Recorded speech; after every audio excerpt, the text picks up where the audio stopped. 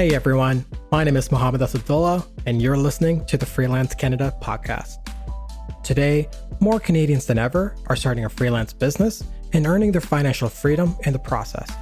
On this show, I interview Canadian freelancers and industry experts about the latest trends, ideas, and strategies that can help you accelerate the growth of your business.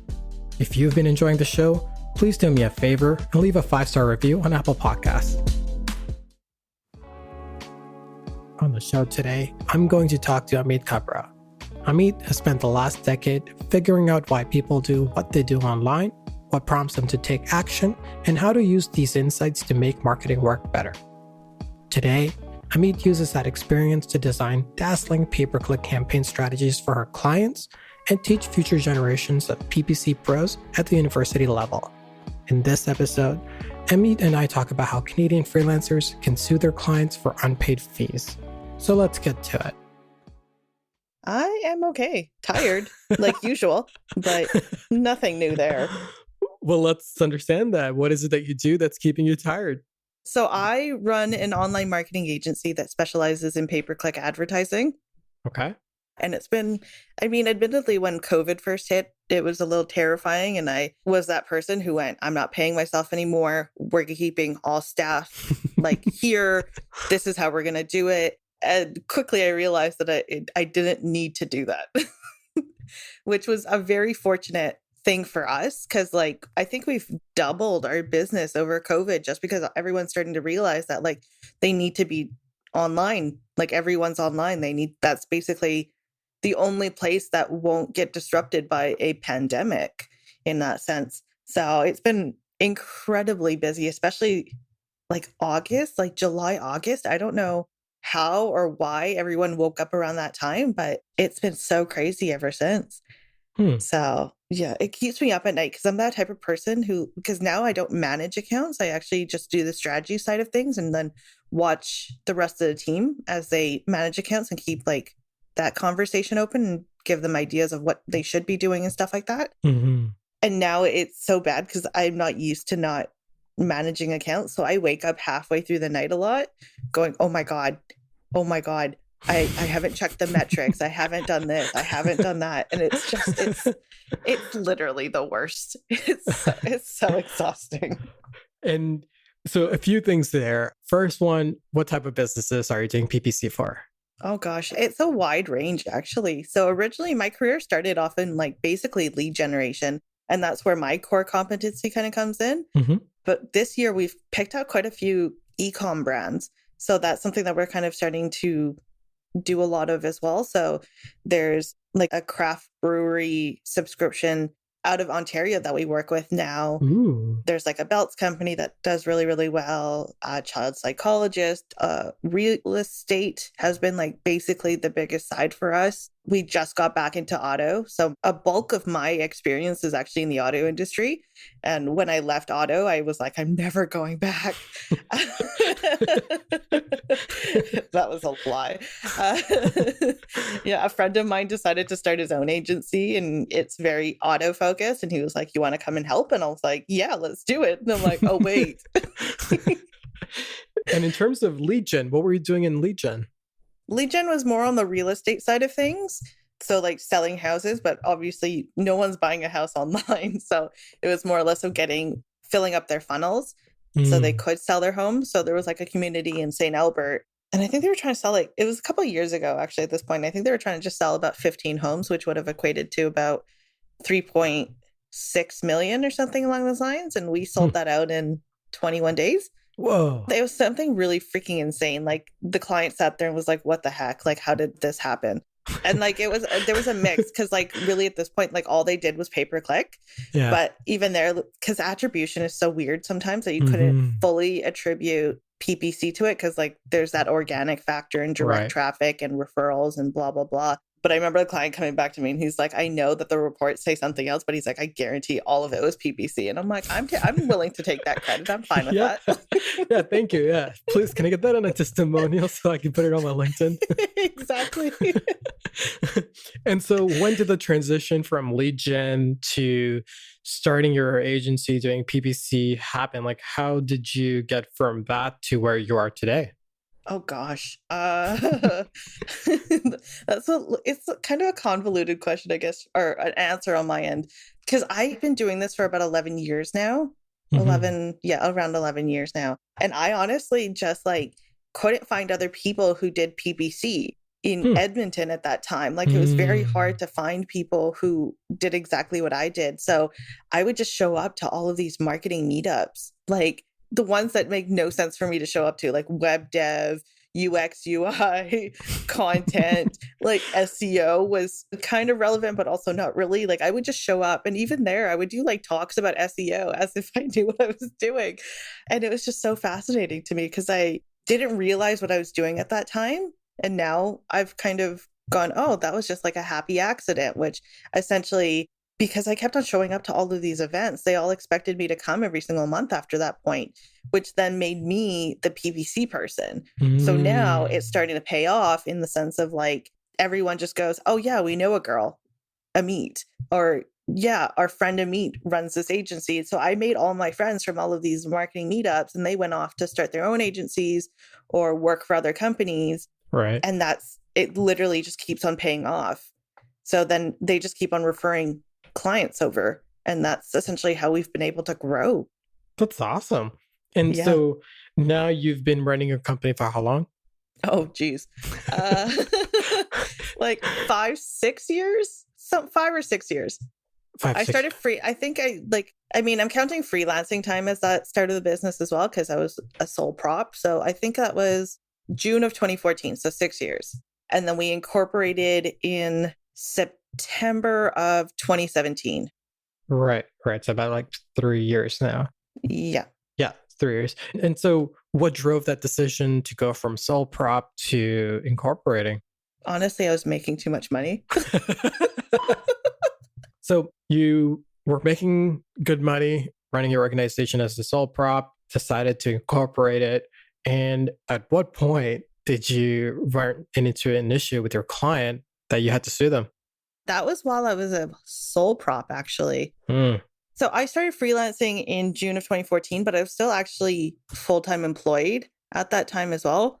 So I think I was at an agency at that time. So I ended up leaving the agency in November of 2015, somewhere around that mark. Hmm. And then in December of 2015, I get a phone call from a friend going, hey, I might have a client for you. And it was her accountant. So she was explaining to him what she did for a living. And then it naturally just came up that he needed someone to help with PPC. And she was like, oh, I know somebody. So then, like the next day or a couple days after, I went in and had like a meeting with him because he didn't want to do anything over the phone. He wanted it to be face to face. And I was like, okay, whatever. And I hate meetings in general. Like I hate getting on like a phone call with people. Yeah, I just hate it. I honestly, it's not even like a fact that I don't think that I'm good at what I do, because I definitely do think I'm really good at what I do, but it's just, yeah, it's just one of those things where, yeah, he wanted it. So I said, yeah, whatever. And I went in a couple times before he actually signed the agreement. And I remember him like saying things, but I never really paid attention to any of it. So we signed the agreement, and within 18 days, he canceled the PPC side of things. And 45 days was when we, I think, hit that wall where I was like, nope, if you want to go to court, we'll go to court. Yeah. Okay. Yeah. There's a lot happening here. So Yeah. let's sort of break things down. So you had a friend reach out to you saying, hey, I have an accountant who's looking for a PPC Hmm. work, and you put in touch. At that time you were a sole prop, and this client's like, okay, let's meet face to face because that's how I do business. And you went along, and within not even the first meeting, but over a course of a number of meetings, this prospective client finally agreed to sign a contract and come on board as a client. And then through that process, the goal was to run the campaign for about 45 days, but the client decided that they're going to cancel things about 20 days into it. Do I have that right? So the agreement was essentially that we would do this month over month with them. So Ah.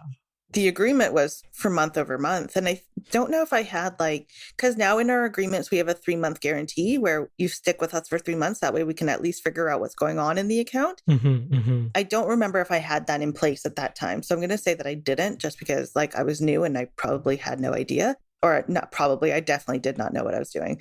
Uh, so it was a PPC contract, and I kind of missed part of it. He also ended up hiring us to do like a website and some content and some social as well. So I ended up getting contractors to do that.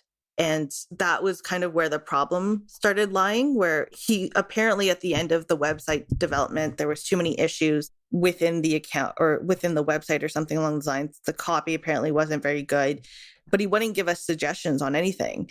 And then the last thing that kind of broke the camel's back, I think that's the phrase, was him saying that there was these tiny mistakes, but I couldn't see them. Because like once you're in something so frequently, you kind of become blind to it. And that's why we work with clients, just to like have them double check it, because with fresh eyes, you'll be able to see something that we might not. And so we had asked him for that feedback and he wouldn't give it to us. He just kept on going, there's mistakes. And if you can't see it, I don't know how to help you, or something along those lines. And it was bizarre at best. So then I think it was the 45-day mark is essentially when he said that he wasn't going to pay. And that's when I essentially filed that suit. Okay. So there's even more happening here. Yeah. You had this client come on board for PVC work, and then it turned into more of a full-on, essentially, web development and marketing work. Yeah. And you brought in other freelancers and contractors to help you with that. Mm-hmm. And the arrangement was that you will pay those contractors, or was the client paying them? No. So he was paying me. I was going to pay them. Okay. So I was acting as a project manager as well. Right. And so was there a deposit that you did, or was everything just like, hey, we will get paid once on I guess like a monthly retainer or something else?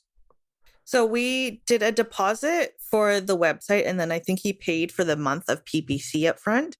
And he was very quick with like getting us the payments, which is kind of the interesting part for someone who actually, because part of me feels like he went in with the intention of not wanting to pay. So it's kind of bizarre to see someone who intentionally kind of was going to do this to pay so quickly. Like it was really bizarre. Like he would call me and be like, your check is ready, if I didn't come within like that day or something like that. It was very strange. Right. And so what was it about, I guess, the experience with this accountant that, like, did you have a feeling that this client wasn't going to pay, or was it just that afterwards when you're looking at it, you're like, oh, the signs were clear, like there was no plan for him to pay? Yeah, it was in hindsight. I didn't realize it at that time. Like for me, it was the first month that I decided that I wanted to go full-time freelancing. So in that, it's that survival mode kind of in that sense where you'll just take whatever you can get. So for me, I was like, great, my first client, like we can only go up from here type of thing. But now looking back at it and even doing like the whole lawsuit process is when I kind of started putting pieces together while I was talking to like the civil claims agent that I had hired to help me with all of it. And it was like those moments where you sit there and you go, oh, yeah, he said that and he said this, and I should have picked up on that. And essentially what he was telling me was, I think there was 2 agencies before me, which should be a red flag. It wasn't at that time. And when he would talk about them, he would say that he didn't get good results or something along those lines, which it's a red flag.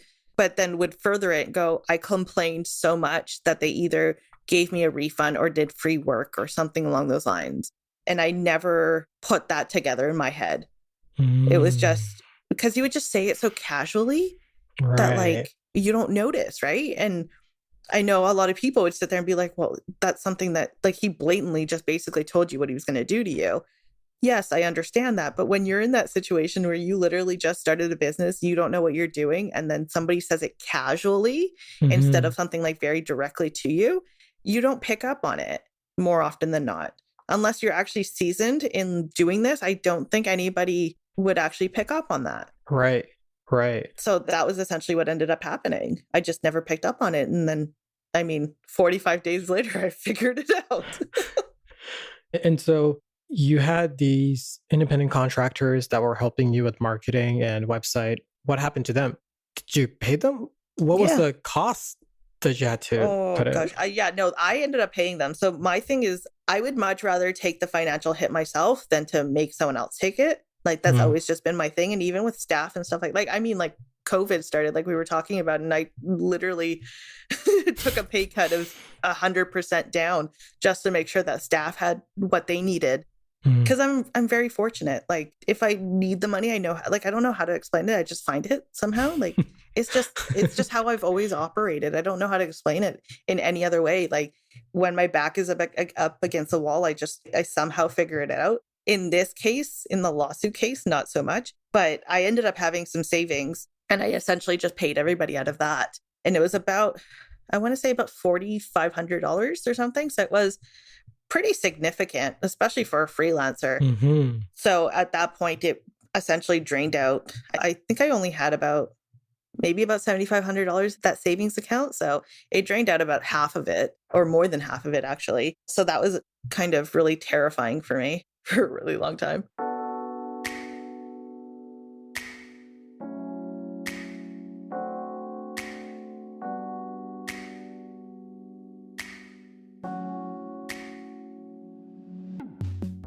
You have this client from hell that is refusing to pay you 45 days into this contract that you've established. That has now resulted in you paying $4,500 to other people that you had hired to help you with this client. Mm-hmm. Now you and the client are, I guess, going back and forth in terms of getting paid and contractual obligations. So you decided that you're going to sue the client, or did the client sue you? What happened there? So it was sometime in January, really at this point, so 2016. So great way to start your year. And I remember it was night. Like I remember the day quite like as if it was yesterday to a certain degree. Mm-hmm. And I was just sitting in my office on my computer, essentially getting these emails from this client going, "You've made mistakes. I'm not telling you what the mistakes are, blah, blah, blah." And then his final email, because somewhere in between that, he basically said he wasn't going to pay. And I was like, well, contractually, you kind of have to. And then his last email was essentially literally just these words, "See you in court." And he thought that this timid little South Asian girl was going to get scared from that. And that was kind of like, it's kind of interesting. Like I think about it now and it's just kind of, I laugh about it, obviously, because like, what else am I supposed to do? But it's just kind of funny because I know that sometimes in meetings I present myself, or I used to, not so much anymore. I used to just kind of be really timid and very like scared to say anything and don't want to really get in the way. And I still kind of am like that to a certain degree, but I'm definitely louder now. Mm-hmm. And it's just kind of funny to me because it's just like, it's one of those moments where I'm like, yeah, I am my parents' daughter. Like my dad is literally like, Gurvinder is the most savage person I have ever met in my entire life. Like things that you wouldn't think to say to people, he would say it.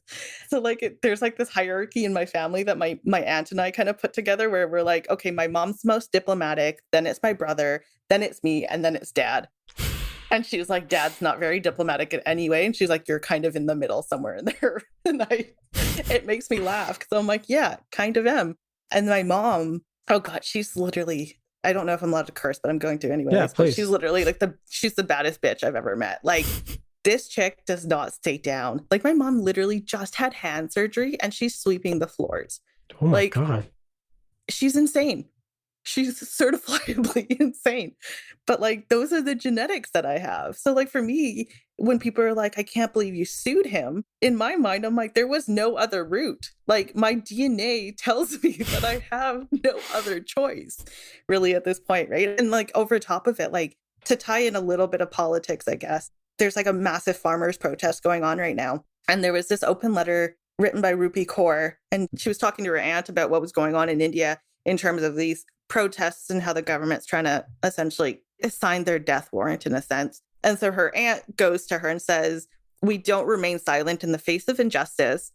We are warriors by blood." And the warriors by blood is the part that resonates with me the most. Because like anytime I feel like anyone's trying to screw me over, it's like something comes over me and I just can't stop. So with this lawsuit, there was no other option. Like I was not going to back down. There was no way. And now thinking about it all, I'm like, yeah, this is like this is my genetics. I can't help but do this. Like, this is who I am as a person to like my core. Like anytime I see anything like in any kind of injustice, I'm always that person who's running up and like trying to take control or trying to fight it as hard as I can, like whatever I can do. It's like at one point a real estate agent tried to screw me over and I made his life a living hell. Like, like it's just like this tiny little things. And it was really funny because he was the one who told me that I was this way. Because he was just like, just based off of speaking with you, he's like, you're that person who sees any kind of injustice and you're going to be like, no, I need to make you pay for it. So it was really funny when he tried to screw me over. And I'm like, what did you think was going to happen? Like, you're the one who told me I'm this way. Like, come on. And when you say we are warriors by blood, is that representative of the Punjabi mentality or the Punjabi beliefs? Like, is that where it comes from? Yeah. So not super well versed in our history, which is horrible. And I'm trying to get better with that. Because we're really like, especially when you grow up in a very Caucasian neighborhood in a Caucasian city, you kind of, or at least for me, at the very least, I kind of try to push the Punjabi side of me away as much as I possibly could. And like, even after this client, he was Punjabi as well. And now I've kind of got this like little bit of trauma in that sense where I'm like, I don't want to work with like brown, like, you know, South Asian people just because he was horrible. So I don't know a lot about our history, but I do understand that even in like, when we're talking about our gods, like they were warriors. We were part of a lot of those historic events in India when XYZ tried to take over and that kind of stuff. So it's very much ingrained in our history of being like soldiers and warriors, actually. Right. Oh, boy. Okay. So client, this accountant is like, see you in court and you decide you're going to channel your inner Punjabi warrior. And you're like, okay, I'm going to sue you. Like, how did that come together? Walk me through that, please.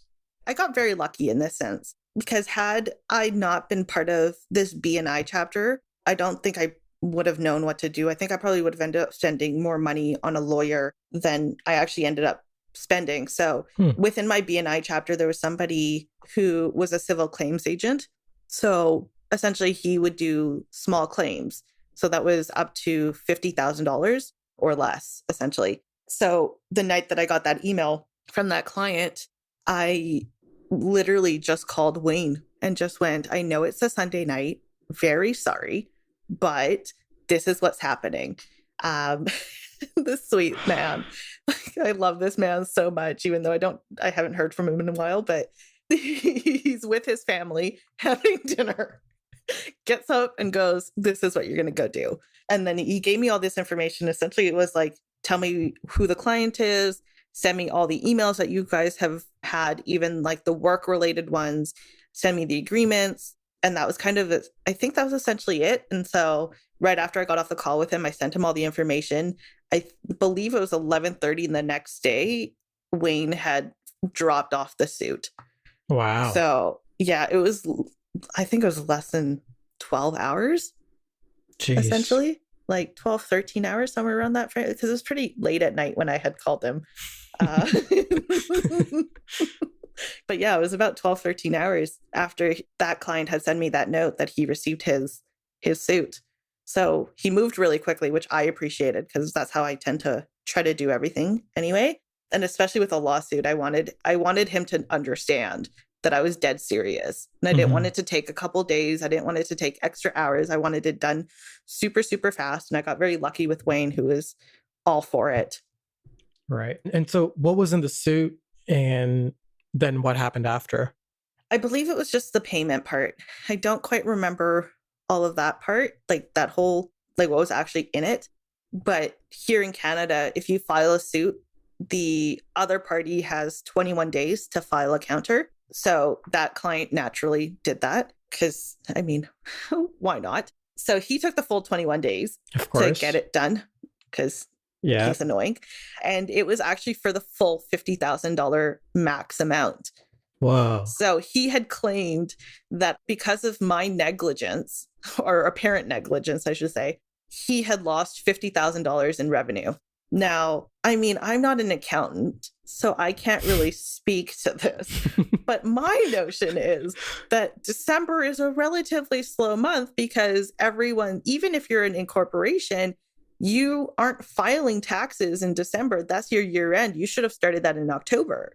So this notion that he lost money during Christmas, well, I mean, of course you were going to lose money during Christmas. Nobody's in the office. Mm-hmm. And the same thing with January 1st, like that's another like year end for some like companies, but they have until March to get all of that ready. Right. So chances of them starting right on January 1st is slim to none. So it was just kind of fascinating. And even personal taxes, like what's that, March?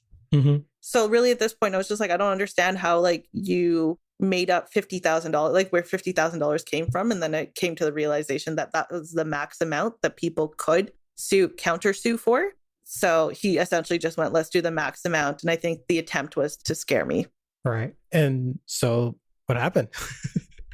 Well, I mean, he was successful to a certain degree because 2016 marks the worst year of my life, essentially. There is no year that will ever remotely get close to being as bad as this one, or at least business-wise, I should say.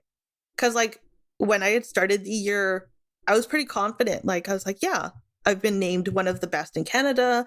I worked with Google for a little bit doing like their ambassador program. I was selected out of like hundreds, if not thousands of people. I was one of 5 Canadians, one of 25 in North America, one of 25 in the freaking world. So it was like one of those moments where I was like, I know I'm good. I have these accolades to prove that I'm good at what I do. So I would go out and actually try to get more business. And I was getting a lot of meetings with all these other clients, and I was doing email marketing at that point. And everything looked like it was going to move forward. And then the lawsuit hit. And all of a sudden in my head, I went, I'm not shit. Like, I'm not good. I'm crap. I'm complete and utter shit. Like, that was the end of it. So when I would walk into these meetings, none of them went through. They all just turned around and kind of went off to another agency or just simply didn't, move forward with us or me, I guess, at that point. Yeah, it was good fun. And then eventually I started feeling pain in my shoulders. And I just really didn't, I chalked that up to basically nothing. And then it progressively started to get worse, where it would start seeping down into my chest or into my back. There were some mornings where I physically couldn't get out of bed. Like it hurt. It hurt so much that I could not actually lift myself out. And like that point in my life is a complete and utter blur to a certain degree because I had my dogs at that time. I genuinely don't know what happened to them. Like, if you were to ask me, like, did you wake up every single morning to let them out? Did you feed them? Did you do this? Did you do that? I couldn't tell you. I don't know. It's such a, like, completely, it's like a moment of my life that's completely blacked out. And I mean, they're happy and healthy now. So, like, don't need to call anybody to take them away from me. Right. They get spoiled quite a bit. But yeah, I don't remember. I don't remember any of it. So I ended up starting to eat quite a bit. So that's my vice, where like if I'm in a really bad spot, I just eat and keep on eating and I keep on eating and I keep on eating. So I would run off to McDonald's, get like meals for like what would be for 3 people. And I would just sit there and just slowly keep on eating it. And then I would hide it because I was living with someone at that time. And I didn't want him to know that what was going on. So I would go hide the bags. And again, I didn't realize how bad it was. Like all of this behavior is horrible behavior. You shouldn't be going through any of this. And I had no idea. And then I went to my doctor going, hey, I have this pain in my chest. Like, am I dying? Was essentially the question. And she was just like, no, sent me for like those EKGs, like I think it was 4 or 5 times, found nothing. And then one day she looks at me and goes, how's your dad? Because my dad had had a heart attack earlier that year. And I had told her about it. And at that time, me and my dad weren't talking. So I kind of looked at her and just went, I don't know. And she kind of just went, what? And I'm like, I don't know. I don't know how he's doing. And then she asked about it. And I was like, yeah, we got into a fight. We're not talking right now. That's kind of essentially it. And she sat there, thought about it for about 20 seconds and went, you should probably see our psychologist. And I was like, sure, why not? I come here every 20 minutes anyway. So like, what's another appointment really at this point? And then when I sat down with the psychologist, I started telling her what my symptoms were and stuff like that. And within about like 2 minutes, I think it was, she just literally stopped me and she's like, you don't need to tell me anything else. And I was like, what? And she's like, you're having a panic attack that's lasting every single day. Yeah. So it was literally like just my entire body was essentially just shutting down. And I didn't know what to do with it. So then at that point, I was diagnosed with severe anxiety and depression, was put on obviously antidepressants. And then eventually at one point, it started to feel like that pain was coming back. So I ran the assumption that the medication just wasn't working. So we started hopping me on and off of like different medications, like every single month. And the pain started to like get out. It wasn't bad, but it was there and it never made any sense. So then this time my doctor looks at me and goes, okay, let's take a look at the blood work that you've done. I had never done blood work. She completely forgot. So that was her massive fail there, but it is what it is.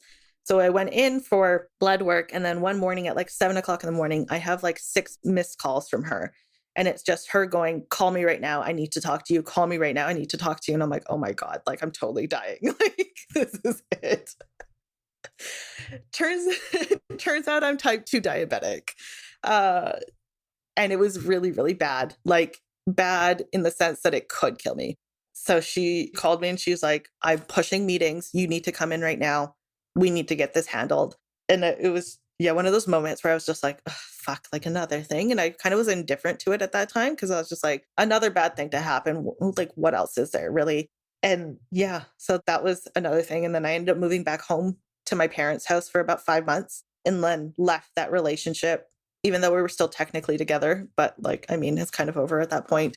We owned a house together. I lost that to him. We had a rabbit as well. He ended up keeping it. And I'm pretty sure he gave it away because he was pretty spineless, but it is what it is. And I can't get mad about it, even though it still pisses me off to this day. And then I just got very lucky that I just had the dogs. And I don't think I probably would have survived that year had I not had the dogs. So I'm very thankful that I have them. But it was just like, and then I ran through my entire savings account. So I had nothing left as well, which is essentially why I ended up going home. Because I didn't want to rely on someone else. I'm like, if I'm going to rely on people, I'm going to rely on my family. Because I'm like, at the very least, it's my inheritance that I'm just dipping into. And my mom hates that logic, but it is what it is. So I ended up coming home for about 5 months. Took the time off for about 7 to 8 months because I just like I couldn't deal with it. Like mentally, I just didn't want to do anything. And then in October of 2016, I went back to Edmonton and then we reached a settlement for the lawsuit. It wasn't for the full amount. So the way that it works is that you file that lawsuit, you get a mediation date. At the mediation, you go over everything and it's in person or I guess digitally at this point. And then if you don't reach anything in that, you go off to a court date. So we had decided to go forward with a court date. And I might be remembering this incorrectly. So like if you're listening to this and thinking about doing this, you might have to do some research. But within the court system, you could technically write like a number. So say I was suing for $4,500. If I wanted to write $3,900 and give that in a closed envelope to the judge, if I end up getting $4,000 or even $3,900 based off of what the judge had decided, that number would double. So I could potentially make out with more money, which is kind of really interesting and a little bizarre to me because I'm like, I don't really understand. Like it kind of feels like a game show to a certain degree where I'm like, this doesn't make sense. Yeah, I distinctly remember Wayne telling me about this where he said we could go to court in an envelope, we can write the amount that we think we will get. And if we get more or get that number, it automatically doubles. I don't know how that works, but I remember him saying this. It's like Price is Right, but in the court? Yeah, basically. It was so strange. And I was like, I'm quite certain that happened. Like, I'm pretty sure it wasn't a dream. And so we were getting ready to do something along those lines. And then we got an offer from the client saying, let's settle it all out at $3,900 or something like that. And then at that point, Wayne was like, okay. And he just like basically laid it out for me. He's like, the way that I make money is by you not going to court. So he's like, really at this point, he's like, it's your decision, obviously. But he's like, this is how it is. He's like, I make my money based off of the filing and the mediation, essentially. And then usually people don't go further than that. And he was like, they make that decision. So he's like, it's really up to you. He's like, if you want to fight for the extra 600, he's like, I'm totally fine with doing it. But he's like, it's just, you might not come out with 3,900 at the end of it all either. And I sat there and I just went, okay, one, I don't care about going to court, really, because I'm like, I don't really want to see him again.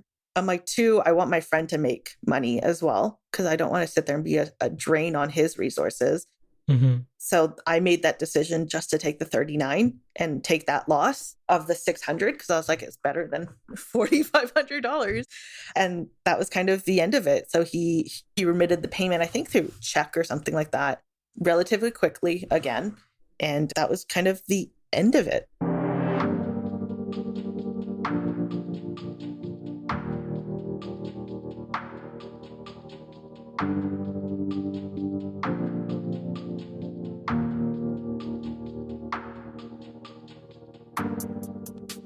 So you went through this period, about 7 months approximately, that you took time off work altogether. Mm-hmm. And through that time, you also went through a shit ton of other personal experiences. And finally, you got a chance to wrap things up with this client from hell, to say the least. And then what happened? I decided to go back to Edmonton. I went back to the place that gave me the worst year of my life. And I felt like I needed to do that because for me, it was kind of like me going back home kind of felt like me retreating in that sense of like kind of quitting. And I think that was okay. I don't think there's anything wrong with taking a break. But at that point, for me, it was like, I can't leave Edmonton like this. Like, this is not how I leave Edmonton. So for me, I ended up starting working for a local tech company in Edmonton. They offered me a position. I said, sure, why not? Really, at this point, I'm like, I have nothing else to do. And I started working with them, saved a bit of money, got a car, and then packed my car up, packed my dogs up, and moved back to Edmonton, essentially. So I was able to find a place because right at that point I had like literally nothing in terms of like finances. So I ended up finding a place where this lady was like, if you can help babysit my kid, I'll let you live here rent free. And I was like, sick, let's do that. I realized why that was a problem a week later because you're never off the job then, really, at that point. So this kid would just like walk into my room whenever he wanted to.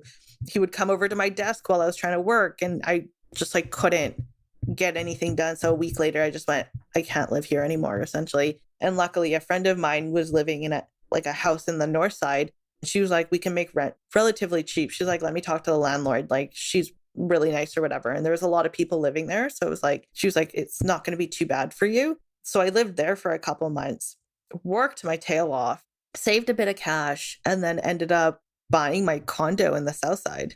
So I still own property in Edmonton. Yeah. I don't think I'll ever be able to let that piece go because it's like the first property that I made or like bought by myself, obviously. But also that property is literally like basically where I got my fresh start from.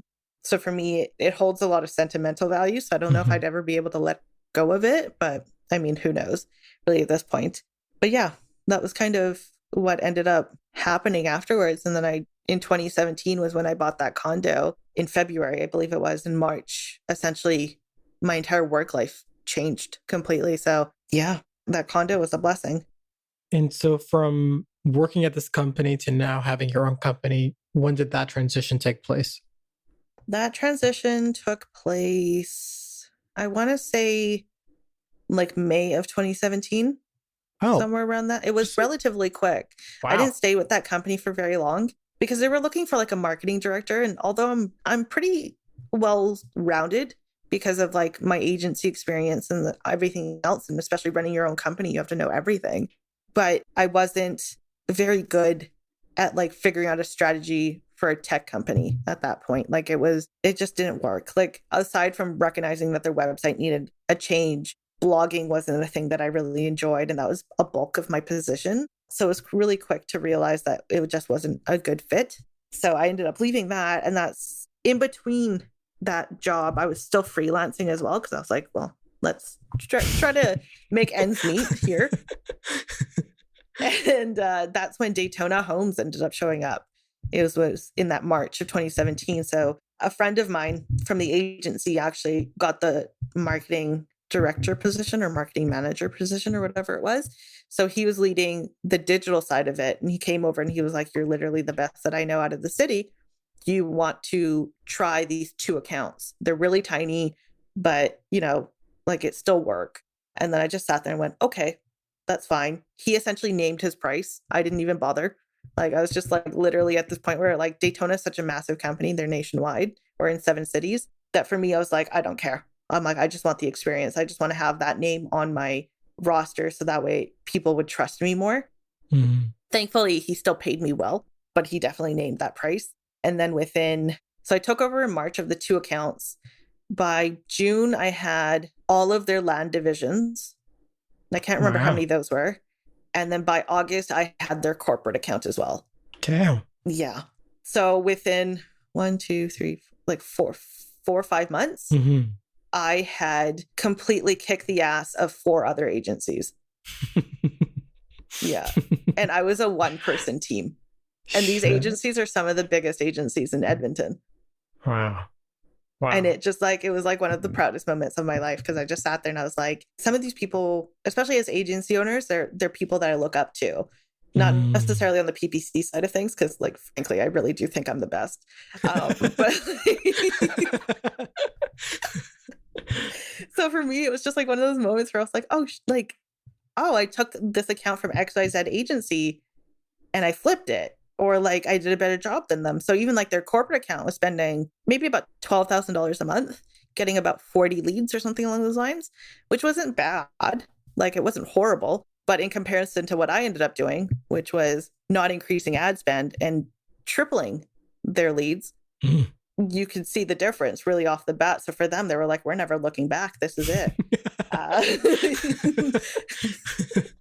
So eventually, like, right off the bat, when you're going from 40 to 120 leads, you're going to be pretty happy about it. And eventually, I think at our top, we got up to about 150. And then I can't remember what ended up happening. They started messing around with the budget and stuff like that, because like buying homes was becoming quite a bit slower. And that's essentially we just kept on taking the budget and putting it somewhere else and just doing more campaigns. So at one point, I was running all of Daytona Homes, like every single division, every single land division as well. Yeah, it was really cool. It was actually really, really, really cool. And we still work with them. It's just that now, because they've decentralized, some of them have chosen to either stop their campaigns just because, like, with COVID going on, it's just not working. And that's kind of really the biggest hit that we've kind of seen, was how COVID has affected the businesses. So 2017 obviously was a year of recovery and launching All Things Amazing and starting All Things Amazing. And obviously now you're at a spot where, you have your own company, you're managing that and running that, and that's growing and has been successful. For other Canadian freelancers who are either looking for new clients or maybe are in a similar spot where they're essentially are working with a client who's just being difficult, what advice do you have for them? I think with clients being difficult, you really just have to set that line. You have to sit there and just be like, I'm not crossing this. If they're asking for more work, you simply just tell them that it's out of scope, and you're more than happy to provide them with a quote for the additional work. If they're in a situation where the client isn't paying, you kind of really have to outweigh your pros and cons really at that point. Because like for me, I was lucky enough that I could admittedly, I didn't weather it well, but I could weather that storm. Plus, I also don't know any better really at this point. So like, I mean, landing the client is such an amazing feeling, because you're sitting there going, oh my God, they trust me. Like there's somebody in this world that believes that I could do this, or believes in the work that I can do. But it's really, really, really important to figure out if you're actually a good fit for them and if they're a good fit for you, because it might not be. Like in this case, like this client was not a good fit for us. In many ways, they're not a good fit for any agency really at this point. But it's one of those things where you kind of have to really listen to the client. And I really wish that I had done that. But at the same time, I wouldn't be here without that experience. So I can't really like be too angry about it, if that makes any sense. So for you, I would say like you really need to listen to the client and actually listen to what their real expectations are, not what they're saying on the surface. So you kind of have to really pay attention, which is kind of very hard sometimes because our attention spans are so small. And then you really have to sit there and go, okay, does this align with what I do? Does this align with where I see this client going? And if it's a no, then you might have to just take that loss, because like really at this point, like you don't really need the stress in your life. Like it completely decimated my entire life. Like it wasn't something that happened. It was something that quite literally ruined my life for that moment at the very least. So it's one of those things where you kind of really have to outweigh the pros and cons on your end, where it's just like, am I ready for this? Or am I ready to wait 7 to 8 to potentially even a full year to get my money from this client? Can I weather that storm? Mm. Can I weather the storm of having to pay someone to do this? Because like, I'm pretty sure you can't do this on your own. So there's that factor. Do I want to go to mediation? Do I want to go to court? For me, going to court, I just didn't care for it. Mediation, I probably could have done without too, because it was just like a waste of my life. And I had to fly in for that too. So like for me, because I was already in BC at that point, I had to fly in. So that was an additional cost as well. So those are things that you kind of have to sit there and realize is, one, are you moving to a different province? Because you're going to have to come back.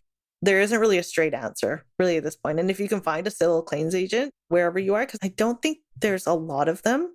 Like Wayne was one of 2 in Alberta at that time. Whoa. Yeah. So like for me, I got very lucky, like very, very, very lucky that I just happened to know him. So if you can't find a civil claims agent and the amount is less than like $50,000, or no, I shouldn't even say 50,000. If the amount's less than like 5, I would sit there and try to figure it out. Because really at this point, you're probably going to end up paying a lawyer like what, $2,100 to get that money back. At this point, like you really have to outweigh the cost of it if you have to go the lawyer route. Sheesh. Yeah, it's a lot of fun.